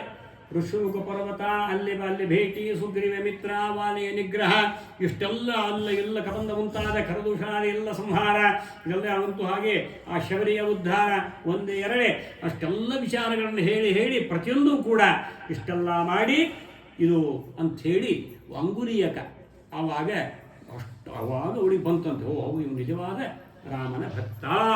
ನೀನು ಅವತ್ತು ರಾವಣ ನಿನ್ನ ಅಪಹಾರ ಮಾಡಿಕೊಂಡು ಬಂದಾಗ ನಿನ್ನ ಆಭರಣಗಳನ್ನೆಲ್ಲ ವಸ್ತ್ರದಲ್ಲಿ ಅದನ್ನೆಲ್ಲ ಕಟ್ಟಿ ಆ ಗಂಟನ್ನು ಎಸೆದಿದ್ದಿ. ಅದು ಕಿಷ್ಕಿಂದ ನಮ್ಮ ಇದರಲ್ಲಿಯೇ ಅದು ಬಿದ್ದಿತ್ತು. ಅದನ್ನೆಲ್ಲ ನಾವು ತಂದು ತೋರಿಸಿದಾಗ ಇದೆಲ್ಲ ಹೌದು, ಎಲ್ಲ ಸೀತೆಯ ಆಭರಣಗಳೇ. ಆವಾಗ ನೋಡಪ್ಪ ಲಕ್ಷ್ಮಣ, ಇದೆಲ್ಲ ಯಾರು ಗೊತ್ತಿಲ್ಲಪ್ಪ ನಿನಗೆ? ಗೊತ್ತಿಲ್ಲ ಅಂದ್ಬಿಡ್ತಾವ, ಯಾವುದು ನೋಡೇ ಇಲ್ಲ ಅಂತ ಲಕ್ಷ್ಮಣ. ಏನಿದೆಲ್ಲ ಯಾರು? ಅದು ಕೂಡ ವಾಲ್ಮೀಕಿ ಹೇಳ್ತಾರೆ, ನಾಹಂ ಜಾನಾಮಿ ಕೇಯೂರೇ ನಾಹಂ ಜಾನಾಮಿ ಕುಂಡಲೇ. ನನಗೆ ಕೇಯೂರು ಯಾವುದು ನೋಡಿಲ್ಲ, ಮಕರ ಕುಂಡಲ ನೋಡಿಲ್ಲ, ಇಲ್ಲಿ ಕೌಸ್ತುಭ ಮಣಿ ನೋಡಿಲ್ಲ. ನಾಹಂ ಜಾನಾಮಿ ಕೇಯೂರೇ ನಾಹಂ ಜಾನಾಮಿ ಕುಂಡಲೇ ನೂಪುರೇ ತ್ವಭಿಜಾನಾಮಿ ನಿತ್ಯಂ ಪಾದಾಭಿವಂದನಾತ್. ನನ್ನ ನೂಪುರ ಮಾತ್ರ ಗೊತ್ತು, ನಮಸ್ಕಾರ ಮಾಡ್ತಿದ್ದೆ ನೋಡ್ರು ಅತ್ತಿಗೆಗೆ, ಅದು ಮಾತ್ರ ಅದು ಗೊತ್ತು. ಇದು ಒಂದೇ, ಮಿಕ್ಕಿದ್ದು ಯಾವುದು ಗೊತ್ತಿಲ್ಲ ಅಂತ ಲಕ್ಷ್ಮಣ. ನೂಪುರೇ ತ್ವಭಿಜಾನಾಮಿ ನಿತ್ಯಂ ಪಾದಾಭಿವಂದನಾತ್. ರಾಮಾಯಣ ಹೀಗೆ ಅಂತಹ ಎಲ್ಲ ಹನುಮಂತರು ಹೇಳ್ತಾರಲ್ಲ, ಹನುಮಂತ ದೇವರು ಎಲ್ಲ ವಿಶ್ಲೇಷಣೆ ಕೊಡ್ತಾರೆ. ಆಗ ನಂಬಿಕೆ ಬಂತು, ವಿಶ್ವಾಸ ಬಂತು. ಅಂದರೆ ರಾಮ ಲಕ್ಷ್ಮೀದೇವಳು ಅವಳು ಸರ್ವಜ್ಞಳವಳು, ಅನಾದಿ ನಿತ್ಯಳು ಸರ್ವಜ್ಞಳೆ ಅಂದ ಬಳಿಕ ತಾಯಿಯವಳು ಮಹಾಮಾತೆ ಜಗನ್ಮಾತೆ ಲಕ್ಷ್ಮೀದೇವಿ. ಆದರೂ ಕೂಡ ಲೋಕಕ್ಕೆ ಆ ಭಕ್ತರು ಹೇಗಿರ್ತಾರೆ, ಆ ವಿಶೇಷವಾಗಿ ದೇವರಲ್ಲಿ ಎಂತಹ ಭಕ್ತಿ ಇರುತ್ತದೆ ಅಂತಹ ಈ ರೀತಿಯಾಗಿ ಭಕ್ತ ಪರಾಯಣಿಯವಳು ಲೋಕಕ್ಕೆ ಅದನ್ನು ತೋರಿಸಬೇಕಾಗಿದೆ. ಯಾರು ವಿಶೇಷವಾಗಿ ನನ್ನ ಪತಿಯನ್ನ ಕೊಂಡಾಡ್ತಾರೋ ಅವರ ಮೇಲೆ ನಾನು ಪರಮಾನುಗ್ರಹ ಮಾಡ್ತೇನೆ ಅಂತ. ಅದಕ್ಕಾಗಿ ಲಕ್ಷ್ಮೀಪದೇ ಪದಾಂಬುಜಗನ್ನತ್ವ, ಲಕ್ಷ್ಮೀದೇವಿಯನ್ನು ಪ್ರತ್ಯೇಕವಾಗಿ ಪೂಜಿಸುವುದಿಲ್ಲ. ವಿಷ್ಣುನಾ ಸಹಿತ ಆದ್ಯಾತ ಸಾಪುಷ್ಟಿಂ ಪರಾಮೃತೆ ಪ್ರಮಾಣ ಕೊಡ್ತಾರೆ ಆಚಾರ್ಯ. ಆದ್ದರಿಂದ ಲಕ್ಷ್ಮೀ ನಾರಾಯಣನನ್ನೇ ಒಟ್ಟಿಗೆ ನಾವು ಪೂಜೆ ಮಾಡಬೇಕು. ಅದಕ್ಕಾಗಿ ಲಕ್ಷ್ಮೀಪದೇ ಪದಾಂಬುಜಗಂ ನತ್ವ ಲಕ್ಷ್ಮೀ ನಾರಾಯಣಂ ಒಂದೇ. ಲಕ್ಷ್ಮೀ ನಾರಾಯಣರ ಚರಣಕ್ಕೆ ಶರಣಂಬೆ. ಎಲ್ಲ ನೋಡ್ರಿ, ಎಲ್ಲ ಪದ ತಗೊಳ್ಳಿ, ಲಕ್ಷ್ಮೀನಾರಾಯಣನ್ನೇ ಕೊಂಡಾಡಬೇಕು. ಲಕ್ಷ್ಮಿಗೆ ಪ್ರತ್ಯೇಕವಾಗಿಲ್ಲ. ಎಲ್ಲ ಲಕ್ಷ್ಮೀದೇವಿಗೆ ಅಲ್ಲಿ ಹೇಳ್ತಾ ಹೆಚ್ಚು ದುಃಖ ಕೊಡ್ತಾಳಂತೆ. ಅದಕ್ಕಾಗಿ ಪರಮಾತ್ಮ ಜೊತೆಗೆ ನಾವು ಅರ್ಚನೆ ಮಾಡಿದರೆ ಮಾತ್ರ ಸುಪ್ರೀತರಾಗ್ತಾಳೆ ಅಂತನ್ನುವಂಥ ತತ್ವ ಇಲ್ಲಿದೆ, ಅಡಗಿದೆ. ಆದ್ದರಿಂದ ಇಷ್ಟೆಲ್ಲ ವಿಧವಾಗಿ ಕೇಳಿದುಕೊಳ್ಳೇನೆ, ಹೌದಾ ರಾಮ ನನ್ನ ಪತಿ ಕುಶಲಿ ವರ್ತತೆ, ಕ್ಷೇಮವಾಗಿದ್ದಾನೆ ಅಂತ ಕೇಳ್ತಾರೆ. ಕುಶಲಿ ಹೌದು, ಇಲ್ಲ ತಾಯಿ, ನಮ್ಮ ವಿಶಿಷ್ಟವಾದಂತಹ ಮೈಜ್ಞ ಲಕ್ಷ್ಮಣ ಅವನು ಕುಶಲವಾಗಿದ್ದಾನೆ, ಕ್ಷೇಮವಾಗಿದ್ದಾನೆ ಅಂತ ಹೇಳ್ತಾಳೆ. ಅಂದ ಬಳಿಕ ಸದಾ ಕಾಲ ರಾಮ ಸೀತೆ ಎದ್ದಾಗ ಕುಳಿತಾಗ ಸದಾ ಕಾಲ ನಿನ್ನನ್ನೇ ಸದಾ ಕಾಲ ವಿಶೇಷವಾಗಿ ಜ್ಞಾಪಿಸ್ಕೊಳ್ತಾ ಇದ್ದಾನಮ್ಮ ಅಂತ ಹೇಳುತ್ತಾ ಈ ಚಿತ್ರಣವನ್ನೇ ಕನಕದಾಸರು ಒಂದು ಹಳ್ಳಿರಾಯ ಅಂತ, ಅಲ್ಲಿ ರಾಮಾಯಣ ಪ್ರವಚನ ನಡೀತಾ ಇತ್ತು. ಆ ಸನ್ನಿವೇಶದಲ್ಲಿಯೇ ಅಲ್ಲಿ ಆಚಾರ್ಯರು ಅಲ್ಲಿ ಬಂದಂತಹ ಕನಕದಾಸರು ಅವರು ಬರಮಾಡಿಕೊಂಡ್ರು. ಇದೇ ವಿಶೇಷವಾದಂತಹ ರೀತಿಯಾಗಿ ಹಾಗೆ ಅಂತಹ ಇದೇ ಸನ್ನಿವೇಶ, ಈ ಸಂದರ್ಭಕ್ಕೆ ತಕ್ಕಂತೆ ಒಂದು ಪದ್ಯವನ್ನು ಹೇಳಬೇಕು ಅಂತ ಅಲ್ಲಿ ಕೇಳಿಕೊಂಡಾಗ ಹೇಳ್ತಾರೆ, ಎನ್ನ ಕಂದ ಹಳ್ಳಿ ಹನುಮ, ಎನ್ನ ಕಂದ ಹಳ್ಳಿ ಹನುಮ, ಚೆನ್ನಾಗಿ ಹರೇ ಲಕ್ಷ್ಮಣ ದೇವರು. ಶ್ರೀಪತಿ ರಾಘವ ಕ್ಷೇಮದಲ್ಲಿ ಹರೇ ಎನ್ನ ಕಂದಹಳ್ಳಿ ಹನುಮ. ಎಂತಹ ನನ್ನ ಸ್ಥಿತಿ ಹೇಗಿದೆ? ತುಪ್ಪ ಪಂಚಾಮೃತ ಅಂದು, ಆಗಿನ ಕಾಲದಲ್ಲಿ ಹಾಗಿದ್ದೇನು, ತುಪ್ಪ ಪಂಚಾಮೃತ ಅಂದು ಅಡವಿ ಗಡ್ಡೆಗಳಿಂದು, ಕರ್ಪೂರ ವೀಳೆ ಅಂದು ಕುರು ಕುರು ಇಂದು, ಸುಪ್ಪತ್ತಿಗೆ ಮಂಚ ಅಂದು ಹುಲ್ಲು ಹಾಸಿಗೆ ಇಂದು, ಸುಪ್ಪತ್ತಿಗೆ ಮಂಚ ಅಂದು ಹುಲ್ಲು ಹಾಸಿಗೆ ಇಂದು, ಶ್ರೀವರ ರಾಘವ ಕ್ಷೇಮದಲ್ಲಿ ಹರೇ, ಶ್ರೀವರ ರಾಘವ ಕ್ಷೇಮದಲ್ಲಿ ಹರೇ ಎನ್ನ ಕಂದಹಳ್ಳಿ ಹನುಮ, ಎನ್ನ ಕಂದಹಳ್ಳಿ ಹನುಮ. ನವವಸ್ತ್ರಗಳಂದು ನಾರು ಸೀರೆಗಳಿಂದು, ನವವಸ್ತ್ರಗಳಂದು ನಾರು ಸೀರೆಗಳಿಂದು, ಹೂವಿನ ಗಂಟು ಅಂದು ಜಡೆಗಳಿಂದು, ಜವ್ವಾಜಿ ಕಸ್ತೂರಿ ಅಂದು ಭಸಿತ ಧೂಳಿಂದು, ಜವ್ವಾಜಿ ಕಸ್ತೂರಿ ಅಂದು ಭಸಿತ ಧೂಳಿಂದು, ಶ್ರೀಪತಿ ರಾಘವ ಕ್ಷೇಮದಲ್ಲಿ ಹರೇ ಕನಕರಥಗಳಂದು ಕಾಲು ನಡಿಗೆಯಿಂದ, ಕನಕರಥಗಳಂದು ಕಾಲು ನಡಿಗೆಯಿಂದ, ಘನ ಛತ್ರ ಚಾಮರ ಅಂದು ಬಿಸಿಲು ಇಂದು, ಸನಕಾದಿ ಓಲೈಪ ಆದಿಕೇಶವನಮ್ಮ, ಸನಕಾದಿ ಓಲೈಪ ಆದಿಕೇಶವನಮ್ಮ. ಹೇ ಹನುಮೇಶ, ಹನುಮೇಶ ರಾಘವ ಕ್ಷೇಮದಲ್ಲಿ ಹರೇ. ಕುಶಲೀ ವರ್ತತೆ, ಇದೇ ವಾಕ್ಯ ರಾಮಾಯಣದಲ್ಲಿದೆ, ಅದೇ ಸಂದರ್ಭ ಇತ್ತಲ್ಲಿ.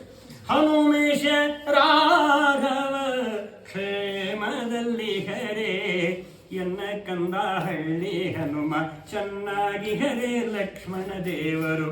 ಶ್ರೀಪತಿ ರಾಘವ ಕ್ಷೇಮದಲ್ಲಿ ಹರೇ ಎನ್ನ ಕಂದಹಳ್ಳಿ ಹನುಮ, ಎನ್ನ ಕಂದಹಳ್ಳಿ ಹನುಮ, ಎನ್ನ ಕಂದಹಳ್ಳಿ ಹನುಮ.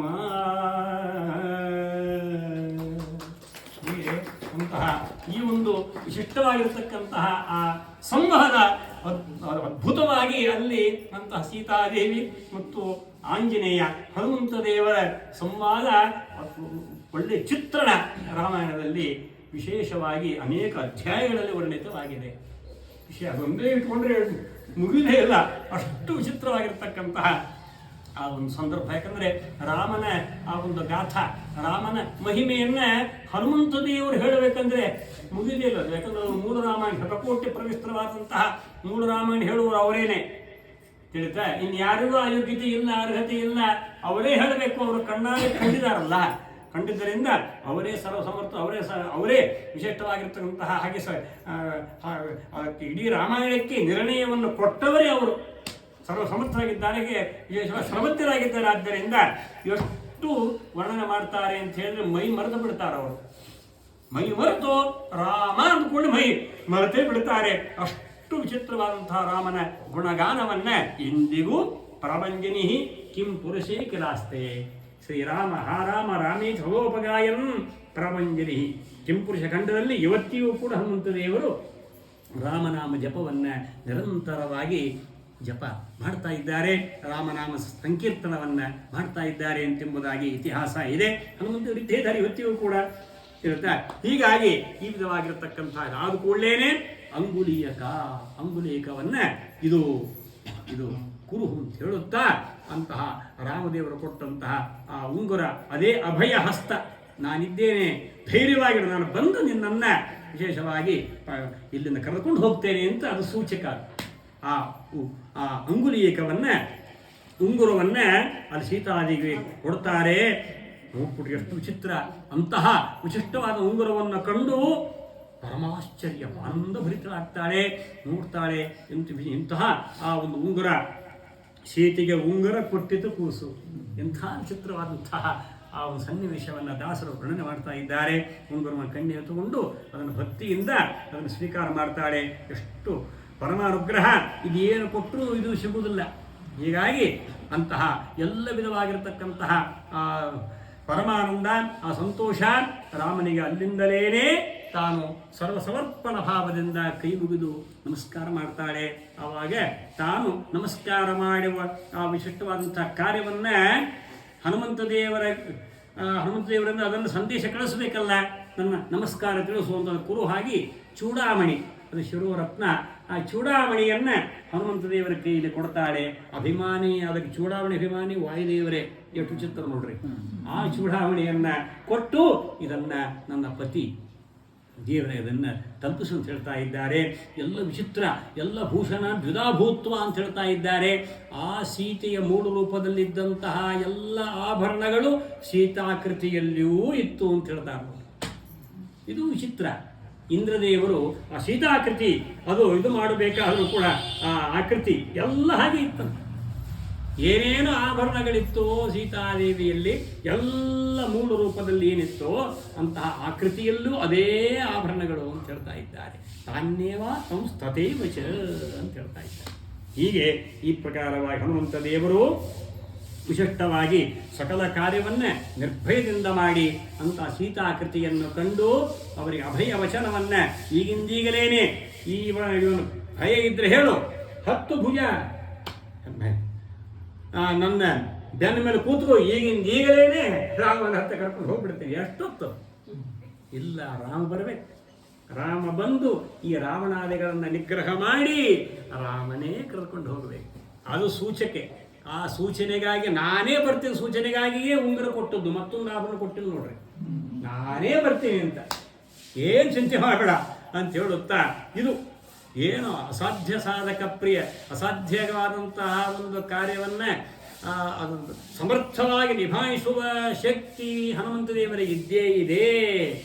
ಇಡೀ ಲಂಕಾಪಟ್ಟಣವನ್ನೇ ಕಿತ್ತಿ ಒಯ್ಯುವ ಸಾಮರ್ಥ್ಯ ಹನುಮಂತ ದೇವರಿಗಿದೆ.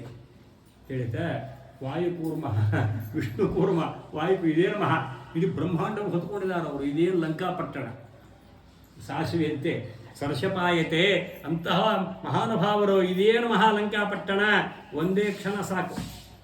ಹೀಗಾಗಿ ಅದಕ್ಕೆಲ್ಲ ಪರಮಾತ್ಮನ ಆಜ್ಞೆ ಇಲ್ಲ, ಪರಮಾತ್ಮನ ಸಂಕಲ್ಪ ಅದೆಲ್ಲ ಇಲ್ಲ.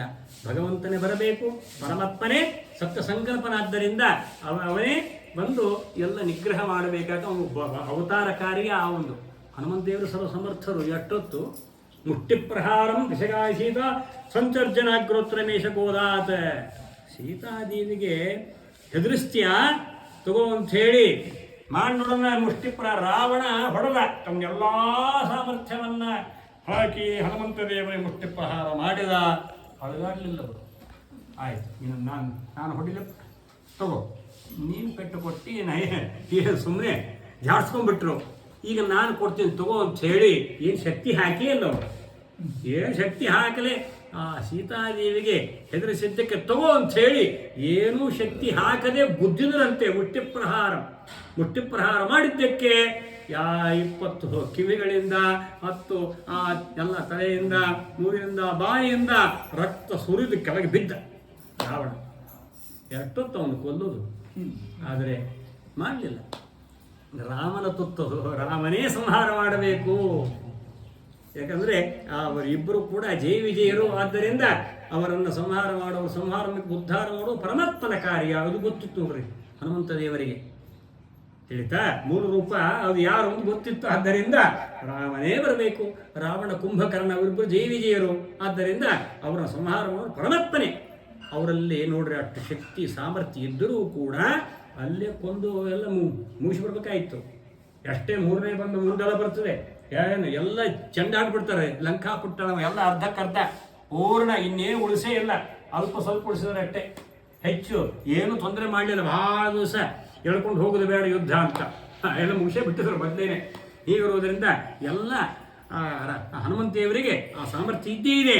ಆದರೂ ರಾಮನ ವಿರುದ್ಧ, ಅವನ ಸಂಕಲ್ಪಕ್ಕೆ ವಿರುದ್ಧವಾಗಿ ಹೋಗುವಂತಿಲ್ಲ. ಎಷ್ಟು ಹೇಳಬೇಕು, ಎಷ್ಟು ಮಾಡಬೇಕು ಅಷ್ಟನ್ನು ಮಾಡ್ಕೊಂಡು ಬರಬೇಕು ಅಷ್ಟೇ. ಹೀಗಾಗಿ ಅವರು ಆ ಕಾರ್ಯವನ್ನು ಮಾಡಿ ಸಮರ್ಥನ ಮಾಡಿ ಆ ನಂತರ ಇನ್ನು ಮುಂದೆ ರಾವಣ ಕಂಡುಕೊಂಡು ಹೋಗ್ಬಿಡೋಣ, ಒಂದು ನೋಡೇ ಹೋಗ್ಬಿಡೋಣ, ಒಂದು ಕೈ ಅಂತಾರಲ್ಲ, ಒಂದು ಕೈ ನೋಡ್ಬಿಡೋಣ ಅಂತಾರೆ. ಈ ಪ್ರಕಾರವಾಗಿ ರಾವಣನ್ನು ಸ್ವಲ್ಪ ಕೆಣಕಿ ಅವನಿಗೆ ರಾಮನ ಬಲ ಏನು ಎನ್ನುವುದನ್ನು ತೋರಿಸಬೇಕಾಗಿದೆ. ಹೋಗಿ ಯಾರ್ಯಾರನ್ನೂ ನೀನು ಎಲ್ಲ ಅವರು ಸೋಲಿಸ್ದೆ, ಇವರು ಸೋಲಿಸ್ದೆ, ಇವರು ದಾಸರನ್ನ ಮಾಡಿಕೊಂಡೆ, ರಾಮನನ್ನು ಎದುರು ಹಾಕ್ಕೊಂಡ್ರೆ ಮುಗಿತ ಕಥೆ, ನಾನೊಬ್ಬನೇ ಸಾಕು ನಿನಗೆ ಅಂತ ಹೇಳುತ್ತಾ ರಾಮನ ಬಲ, ಅವನ ಪರಾಕ್ರಮ, ಅದನ್ನು ವಿಶಿಷ್ಟವಾದನ್ನೆಲ್ಲ ರಾಮನಿಗೆ ಪರಿಚಯ ಮಾಡಬೇಕು ಉದ್ದೇಶಕ್ಕೋಸ್ಕರವಾಗಿ ರಾವಣನಿಗೆ ಪ್ರಿಯವಾದದ್ದು ಯಾವುದು? ಅಶೋಕವನ. ಅಥವನಮಖಿಲಂ ತದ್ರಾವಣಸ್ಯಾವಲಂಪ್ಯ ಶಿತುರಿಹಮೇಕಂ ವರ್ಜಯಿತ್ವಾಶುವೀರಃ.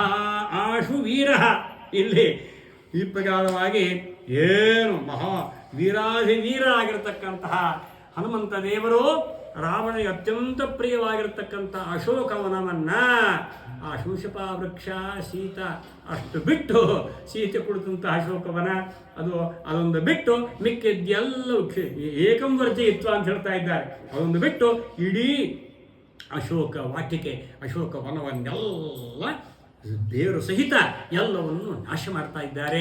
ಎಲ್ಲವನ್ನು ಪೂರ್ಣವಾಗಿ ಯಾವುದು ಉಳಿಯದಂತೆ ನಿರ್ನಾಮ ಆಗ್ತಾ ಇದೆ. ಈ ಪ್ರಕಾರವಾಗಿ ತಮ್ಮ ಸ್ವರೂಪ ಸಾಮರ್ಥ್ಯ, ಆತ್ಮಾವಿಷ್ಕರಣೆ ಚಿತ್ತಂ ಅಂತ ಹೇಳ್ತಾ ಇದ್ದಾರೆ. ಸ್ವರೂಪ ಸಾಮರ್ಥ್ಯವನ್ನು ಇವತ್ತು ಪ್ರಕಟಪಡಿಸ್ತಾ ಇದ್ದಾರೆ. ಅದಕ್ಕಾಗಿ ಇದೇನಾಯಿತು? ಪರಮಾತ್ಮನ ಹಿರಿಮೆ. ನರಾವಣ ಸಹಸ್ರಮ್ಮೆ ಯುದ್ಧೇ ಪ್ರಜಬಲಂ ಭವೇತ್ ಎಂಬುದಾಗಿ ರಾಮಾಯಣದ ಮಾತುಗಳು ಇಲ್ಲಿ ಬರ್ತಾ ಇದ್ದಾವೆ. ಆ ಮೂಲಕವಾಗಿ ಇಂತಹ 1000 ರಾವಣರು ಬಂದರೂ ಕೂಡ ರಾಮನ ಮುಂದಿಲ್ಲಕ್ಕಾಗುವುದಿಲ್ಲ. 1000 ಲಕ್ಷ ಕೋಟಿ ರಾವಣರು ರಾಮನ ಮುಂದೆ ರಾಮನ ಬಾಣ ಅದನ್ನು ಸಹಿಸಲಿಕ್ಕೆ ಸಾಧ್ಯವಿಲ್ಲ ಅದನ್ನು ಪ್ರಕಟಪಡಿಸಬೇಕಾಗಿದೆ ಹನುಮಂತ ದೇವರಿಗೆ ಅಂತ ಅರ್ಥ. ಹೀಗೆ ವೀರ ಹನುಮಂತ ದೇವರು ವನವನ್ನೆಲ್ಲ ನಾಶ ಮಾಡ್ತಾ ಇದ್ದಾರೆ. ಅಂತಹ ಈ ಪ್ರಕಾರವಾಗಿ ಇದಕ್ಕಾಕೆ ಇಂತಹ ಆ ನಿಶಾಚರರ ಪಟ್ಟಣ ಅದನ್ನು ವಿಶೇಷವಾಗಿ ನಾಶ ಮಾಡಬೇಕು ಅಂತ ಹೇಳಿ ಹೆಚ್ಚಾಗಿ ನಾದ ಮಾಡುತ್ತಾ ಲಂಬೆ ಮೇಲಿನ ಮೇಲೆ ಮೊದಲೇ ಕಪ್ಪಿ ಕೇಳಬೇಕೇ ಹಾರುತ್ತಾ ಎಲ್ಲವನ್ನು ಕೂಡ ಬೇರು ಸಹಿತ ಎಸಿತಾ ಇದ್ದಾರೆ. ಅದನ್ನು ಕಾವಲುಗಾರರು ಆ ಒಂದು ಕೋತಿಯ ಒಂದು ಗರ್ಜನೆ, ಅದರ ಇರುವಂತಹ ಬಲ, ಅದರ ಸಾಮರ್ಥ್ಯ, ಅದರ ಕಾವಲುಗಾರರೆಲ್ಲರನ್ನೂ ಕೂಡ ಒಂದೇ ಕೈಯಿಂದ ಕಾಲಿನಿಂದ ಎಲ್ಲರೂ ಕೂಡ ಹಾಗೆ ಸರಿ ಬಡಿತಾ ಇದ್ದಾರೆ. ಕೆಲವರು ಓಡಿ ಹೋಗಿ ರಾವಣನಿಗೆ ಈ ಸಮಾಚಾರವನ್ನ ವಿಶೇಷವರೆಲ್ಲ ತಿಳಿಸಿಕೊಡ್ತಾ ಇದ್ದಾರೆ ಅಂತ ಹೇಳಿ ಮತ್ತೆ ನಾಳೆ ಮುಂದುವರಿಯುತ್ತೆ. ಕೃಷ್ಣ.